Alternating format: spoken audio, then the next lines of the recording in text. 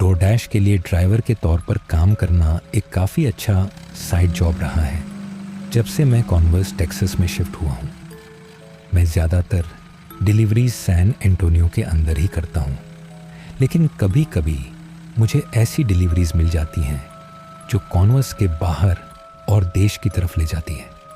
अब पहले मुझे ऐसी डिलीवरीज से कोई परेशानी नहीं थी और मैं लगभग हर जॉब स्वीकार कर लेता था जो मैं संभाल सकता था। लेकिन इस एक घटना के बाद जिसने मुझे टेक्सास के एक रैंच तक पहुंचा दिया था, अब मैं कॉन्वर्स और सैन एंटोनियो शहरों के बाहर नहीं जाता। ये रात के लगभग 8:30 का वक्त था और मैंने एक ऑर्डर उठाया जो मुझे ले गया बिल्कुल सुनसान जगह पर, टेक्सास की। ये अजीब बात है कि एक सेकंड आप बड़े शहर में होते हैं और अगले ही पल आपके चारों ओर मीलों तक कुछ भी नहीं होता। जब मैं इधर उधर घूम रहा था उस चीज़ को ढूंढने के लिए इस विशाल प्रॉपर्टी के प्रवेश मार्ग पर, मैंने एक बड़ी बाड़ का पीछा करना शुरू किया जो सड़क के किनारे किनारे चल रही थी। मुझे लगा कि वह बाड़ अंततः मुझे प्रवेश द्वार तक ले जाएगी और मैं सही था। मैं एक छोटी ड्राइववे में मुड़ गया जो मुझे एक बड़े इलेक्ट्रिक गेट तक ले गई जिसमें एक नंबर पैड था और उसमें घुसने के लिए कोड चाहिए था। मुझे कोई कोड नहीं दिया गया था, इसलिए मैंने उस व्यक्ति से संपर्क करने का फैसला किया जिसने ऑर्डर भेजा था। उन्होंने 1 मिनट के भीतर टेक्स्ट करके कोड भेजा, पाउंड 6600, परिवार में आपका स्वागत है। मैं उस आखिरी लाइन से थोड़ा उलझन में था, लेकिन मैं अपनी कार की खिड़की से बाहर झुका और कोड डाला, खुद से हंसते हुए इस बात पर कि उन्होंने कोड के लिए 666 का इस्तेमाल किया। 1 सेकंड बाद गेट ने एक तेज धमाके जैसी आवाज की और फिर धीरे धीरे खुल गया। जंग लगे ट्रैक्स के पार गेट खुला और एक लंबा घुमावदार रास्ता दिखाई दिया जिसके दोनों तरफ पेड़ लगे थे। ये पेड़ शायद मालिकों ने कुछ समय पहले लगाए होंगे, क्योंकि वे ऐसे दिख रहे थे जैसे इस वीरान खेतों के माहौल से बिल्कुल अलग हों जो उस रैंच को घेरे हुए थे। मैं ड्राइववे पर धीरे धीरे आगे बढ़ने लगा और मैं उस डरावनी भावना को नज़रअंदाज नहीं कर सका जो मुझ पर हावी हो रही थी। मैं बेचैनी में था और अच्छा हुआ कि था, क्योंकि जैसे ही मैं ड्राइववे के एक छोटे मोड़ से गुजरा, मेरी हेडलाइट्स में एक लंबा पीला आदमी दिखाई दिया जिसने एक गंदा काला सूट पहना हुआ था। हम दोनों ने कुछ पल एक दूसरे को घूरा। बिना हिले मैं स्तब्ध था। अंत में मैंने हिम्मत जुटाई और अपनी खिड़की थोड़ी नीचे की और जोर से पूछा, क्या आपने टेक आउट ऑर्डर किया था? लेकिन उसने कोई जवाब नहीं दिया। वो आदमी एक तरफ हट गया और ड्राइववे की ओर इशारा करने लगा, जैसे कह रहा हो कि आगे बढ़ो। अनिच्छा से मैं आगे बढ़ा। मैं रास्ते पर चलता रहा और हर 2-3 पेड़ों के पीछे मुझे ऐसा लगने लगा जैसे मैं और लोगों को देख रहा हूं जो उसी जैसे सूट पहने हुए थे जैसे उस आदमी ने पहना था जो ड्राइववे में खड़ा था।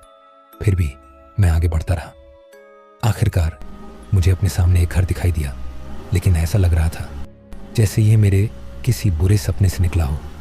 मेरे सबसे बुरे डर जैसा कुछ उस घर के पोर्च पर खड़ा था। वो एक बड़ा सा घर था और ड्राइववे के किनारे कम से कम दर्जन भर या उससे ज्यादा आदमी खड़े थे जिन्होंने मिट्टी से सने सूट पहन रखे थे, कुछ काले और कुछ भूरे। मैं वहीं जम गया। मुझे समझ नहीं आ रहा था कि क्या करूं, लेकिन मैं इतना जरूर जानता था कि उस पल मुझे कोई भी चीज कार से बाहर नहीं निकाल सकती थी।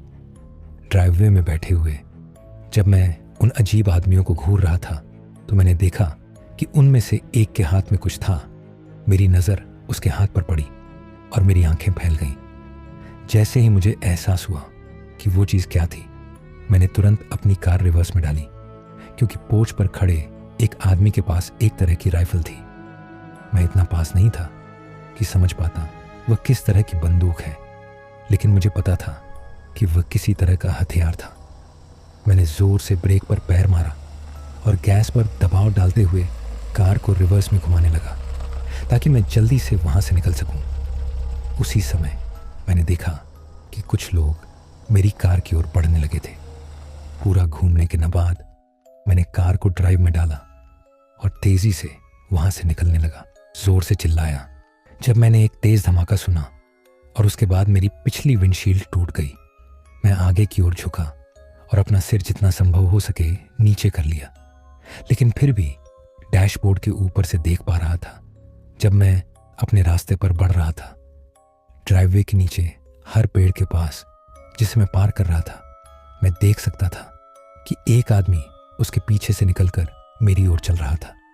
रास्ते पर जो मैं चला आ रहा था, सौभाग्य से उनमें से कोई भी हथियारबंद नहीं लग रहा था। मैंने ड्राइववे से बाहर और सड़क की ओर गाड़ी निकाली और जैसे ही मैं अब भी खुले गेट को पार कर रहा था, मैंने देखा कि वह बंद होना शुरू हो गया। वे मुझे उनके साथ अंदर फंसाने की कोशिश कर रहे थे। मैं सड़क पर तेजी से भागा और 911 को कॉल किया।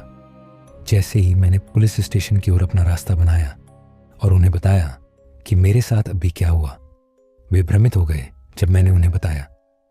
पता क्योंकि वे उससे परिचित थे और यह जाहिर तौर पर पिछले 1 दशक से परित्यक्त संपत्ति रही थी। जब तक अधिकारी उस रैंच तक पहुंचे, उन्होंने कहा कि वह अब भी परित्यक्त ही प्रतीत हो रही थी और वहां कोई नहीं था।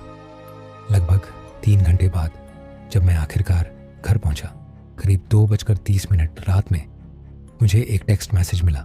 मैसेज में लिखा था, किधर चले गए तुम? तो मज़ा तो अब शुरू हुआ था। यही आखिरी बार था जब मैंने कभी शहर से बाहर कोई ऑन ऑर्डर लिया। अगर आपको मेरा कंटेंट सच में पसंद आया हो और आप मुझे सपोर्ट करना चाहते हैं, तो कृपया इस वीडियो को लाइक करें और सब्सक्राइब बटन दबाएं। इससे मुझे अपना चैनल बढ़ाने में मदद मिलती है, जो कि व्यापक दर्शकों तक पहुंचने के लिए ज़रूरी है।